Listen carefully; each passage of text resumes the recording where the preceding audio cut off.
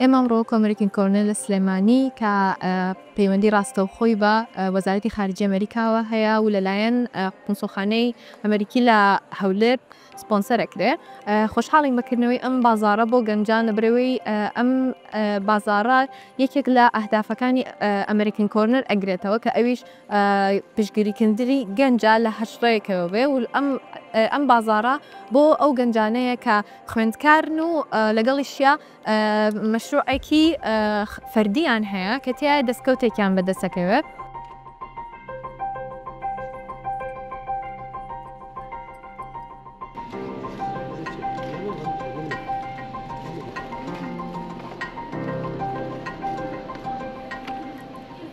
خوشحاڵم کە ئەمڕۆ بەشدارم لەم فیستیڤاڵە بە کۆمەڵێک بەرهەم و بابەتی گەنجان و خوێندکاران کە ڕۆژانە بەکارێن بابەتەکان پێکهاتوون لە تورەگەیشان، هەروەها دەفتەری ڕۆژانە، بەرگی موبایل، پەرتوگمیشانکەر و هەروەها ستیکەر و تابلۆ کە ئەمانە کۆمەڵێک بابەتن ڕۆژانە لایەن گەنجان و خوێندکارانەوە بەکارهێنن.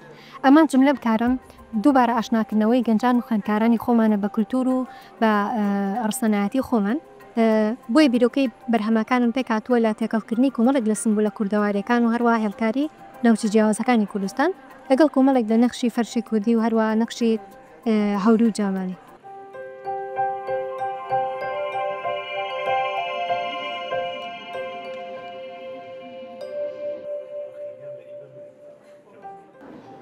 ئەمە وەکو ئەجێنسی کۆمەڵێک ستۆدیۆمان هەیە کە ئەویش ستۆدی کۆمیکە، فاشن دیزاینە، بەشی چەرمە، دروستکردنی شتی چەرم، کۆمەڵێک شتی کریتیڤ وەکو شوێنێکمانی پەڵەن کریتیڤ دوکان کە بۆ نمونە ئەم کارتانی تا دروستەکرێ هەموو شتێک بە لە ڕووی کولتوریەوە سێرێکن کە بتوانین شتێک دروستکەین بۆ خۆمانانی چۆنەڵەیە کە کوردی بێ نەک شتێکی بیانی بە هەر بەکار بێتەوە.